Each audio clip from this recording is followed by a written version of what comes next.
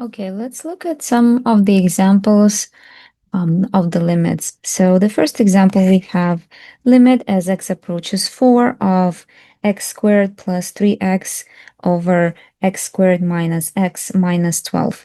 So first thing we will do is just plug in 4 everywhere we see x, and we have 4 squared plus 3 times 4 over 4 squared minus 4 minus 12.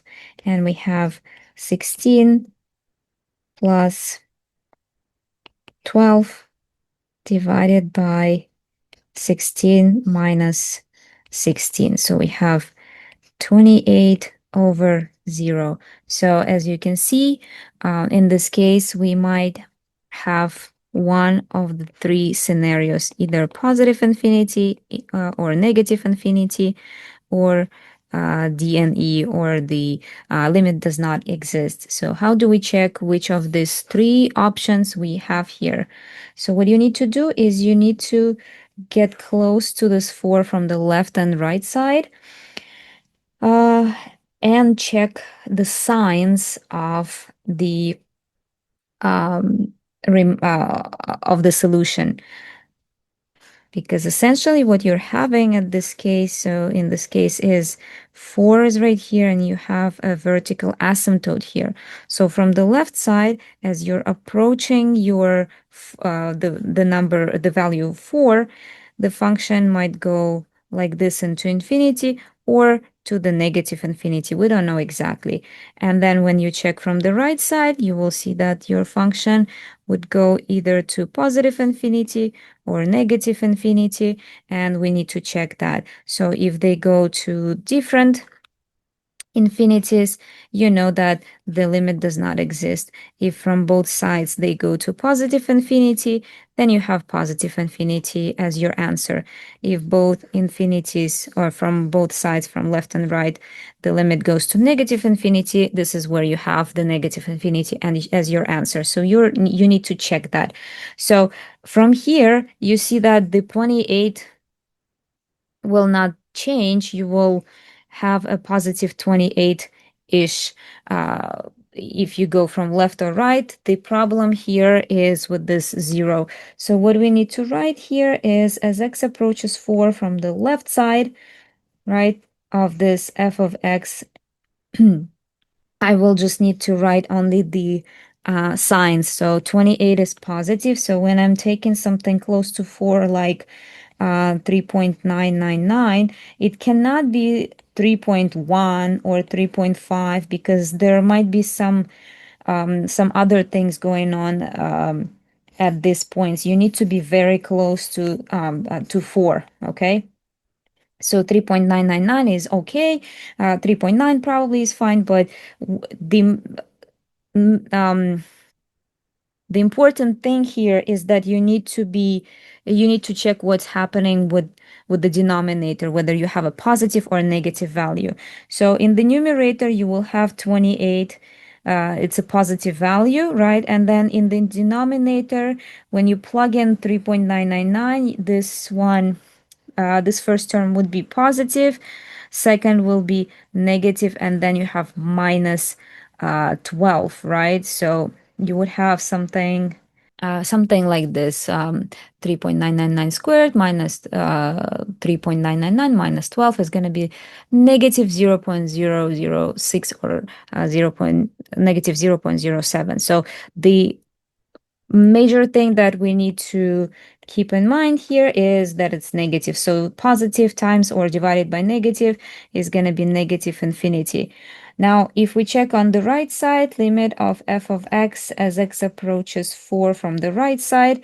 Now, in this case, you would need to pick a value that is close to 4, but from the right side, meaning that it should be something, a value that is 4.001 or something like this. So when we plug it into the equation, you'll still have 28 in the numerator, so we need to keep a plus here. And in the denominator, you'll have something like this 0.007 with a positive sign. So we can write here a positive sign. So positive divided by positive is going to be still positive infinity.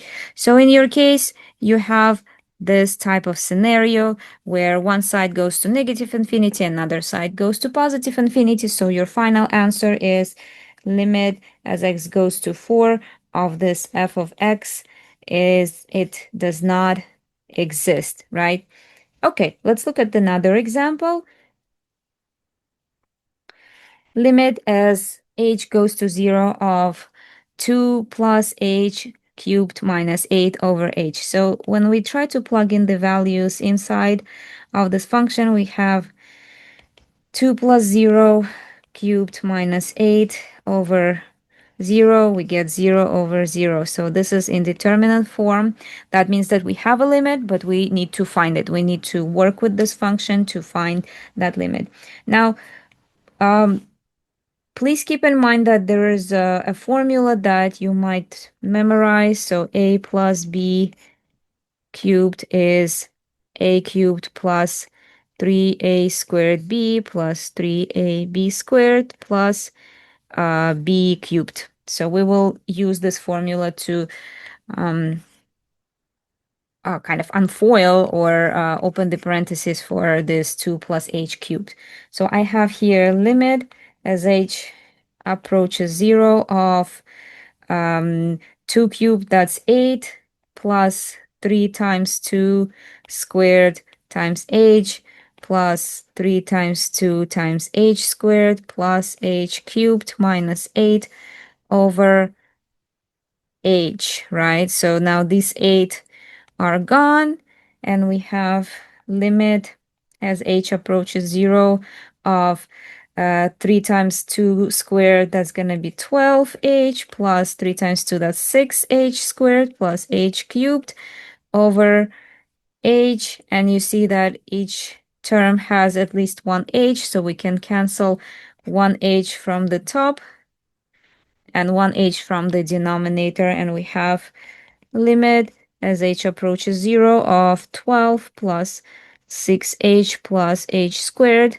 And now when we plug in h equals to 0 or approaches 0 into the function, we get just 12. So 12 is our limit. So it exists, but the function is not defined at that specific point. Now let's look at the next example, which is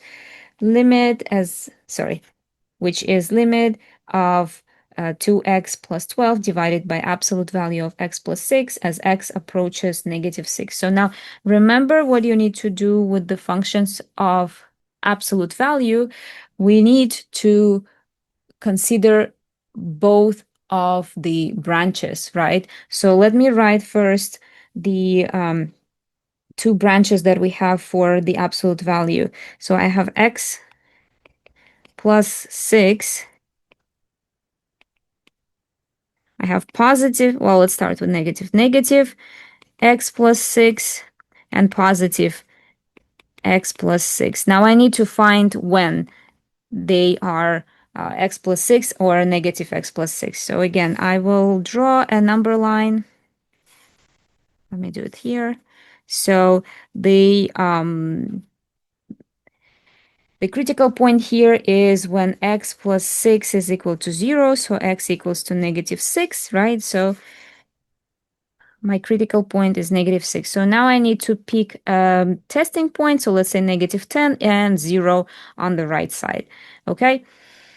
So if I plug in negative 10 into the function, so I have negative 10 plus 6, that's going to be a negative value. So I'm not applying absolute values in this case, because if I do, both sides will be positive, right? Because absolute value, it always kind of undoes the negative, right? So both will be positive, and there is no point of checking the signs, right? So you plug it into the expression inside of the absolute value without applying the absolute value. So negative 10 plus 6, that's negative value, negative 4. So when x is less than negative 6, we use the, oh, Jesus Christ. So when x is less than negative 6, we use the negative side. And now when we check 0, we have 0 plus 6, that's going to be positive. So we are choosing the positive branch for this interval when x is greater than or equal to -6. Now look at this sign and check if your absolute value is in denominator. So we have x plus 6 in denominator, and if x is equal to -6, we get -6 plus 6, which gives us 0. So we should not include this equality sign in our absolute value definition, right? Because when we have um, absolute value in the denominator, that might cause a problem if we include the equality sign here.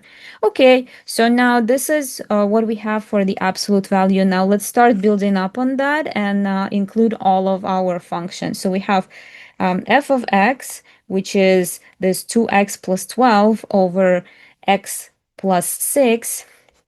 We can write it like this, 2x plus 12 over absolute value of x plus 6.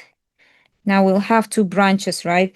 2x plus 12 over negative x plus 6 if x is less than -6, and 2x plus 12 over positive x plus 6 if x is greater than 6.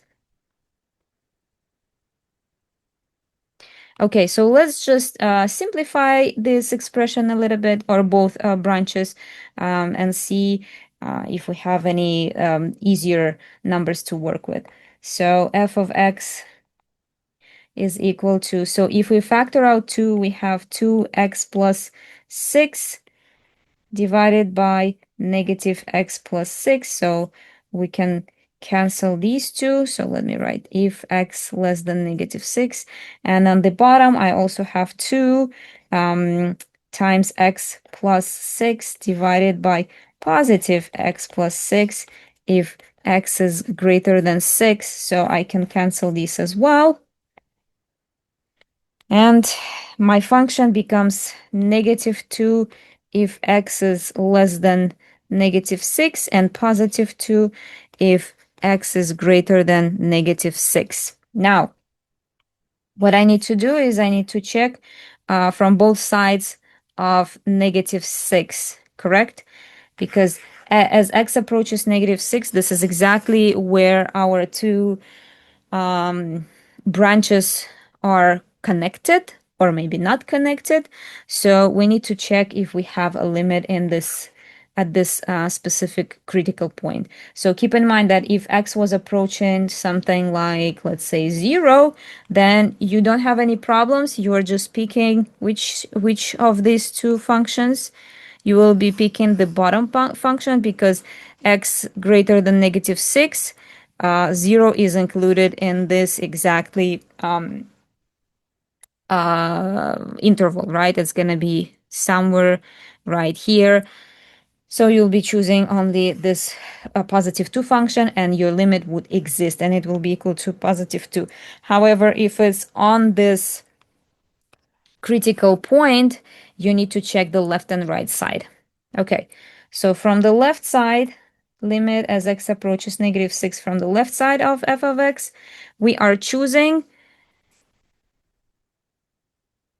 -2, right? Because x is less than -6.